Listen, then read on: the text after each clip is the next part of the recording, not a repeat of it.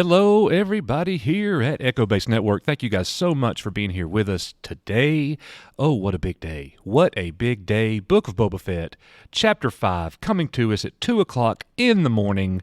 We will be up and we will be ready. Where are they headed? That's exactly what we're going to talk about in today's episode here at Echo Base Network. Will there be a Mandalorian crossover on the Book of Boba Fett? You would certainly think so. Playing Mando's theme in the last chapter of the Book of Boba Fett, but we may not get Mando. What if it's just a communication between the two? What if Mando just sends some forces? I know that a lot of people are going to think, what are you talking about?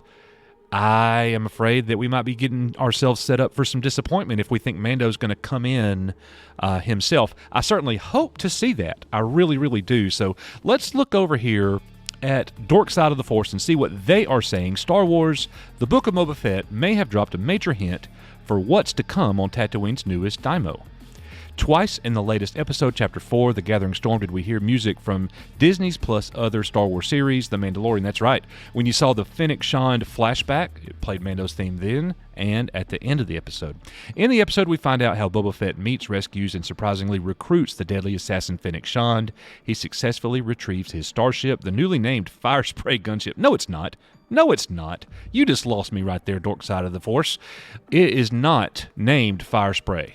That's the class of the ship, and attempts to attain his armor next. He kills and searches the sarlacc pit, but cannot find his armor. Little does he know that Jawas had taken his armor after escaping the sarlacc pit. He completes his healing in the bacta tank and is ready to recruit more allies to his cause against his biggest foe, the Pykes. Foes apparently so dangerous that the Hutt twins want no involvement with. Well, I don't think that's it. The Hutts don't want to go to war at all. Doesn't matter who it's with. He meets with Tatooine crime families asking for either their aid in the fight or to not get involved in the Pykes approach them. The families leave agreeing to the terms, but even Boba Fett knows he will need more than just their help. Finally, we're getting to it. They know the Pykes will want to control Tatooine, but will they make the right decision? Cue, for the second time in the episode, we recognize the music from The Mandalorian. Does this mean that Din Djarin will be coming to Boba Fett's aid? If so, does this mean there will be a crossover episode? How will this affect The Mandalorian Season 3? The two have helped each other successfully before, and now that Grogu is in Skywalker safe hands, Din Djarin shouldn't be too occupied. So here's one thing. This is a problem that I have with this. We got so much flashback in the Book of Boba Fett, and a lot of people liked the flashback.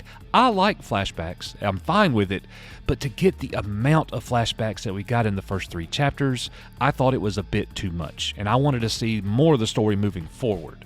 So anyways, that was my critique of the first 3 episodes. And the problem's going to be if Din Djarin shows up with a Darksaber and an army of Mandalorians with him because he has the Darksaber. Well, how did that all happen? And now you're going to have to go back in The Mandalorian and give us flashbacks there. And I don't want that. I do not want that. I want The Mandalorian Chapter 3 to pick up right where it left off and continue, giving us very few flashbacks. The flashbacks, the amount of flashbacks that we got in The Mandalorian thus far, I think is appropriate. We see Mando as he's a small child, losing his parents and things like that.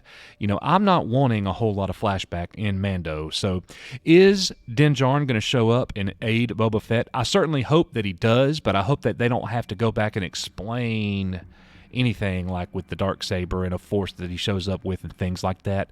Guys, I'm excited about the episode. I'm not going to say that I think it's a loss for us if Din Djarin doesn't show up, but I do think it's kind of bad writing. You played his theme at the very end. Playing his theme in the beginning's fine because you're not telling us that he's going to show up. But to play it at the end, I definitely translate that as he's coming. Din Djarin, this is the muscle that Fennec is talking about. This is who I'm specifically referring to.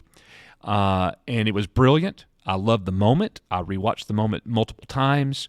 But if Din Djarin doesn't show up after having done that, what are we doing? And we definitely want more than just a transmission of Den saying, hey, I know you need my help, and this is what I'm going to do for you. I'm going to send these folks. See ya. Mando out.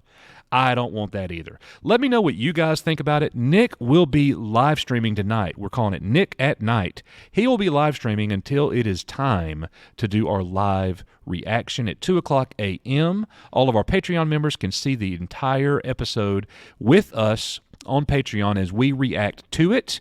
And tomorrow morning, we will have our review posted on the Book of Boba Fett Chapter 5 and our reaction. So thank you guys so much for being here at Echo Base Network. We will see you guys tonight.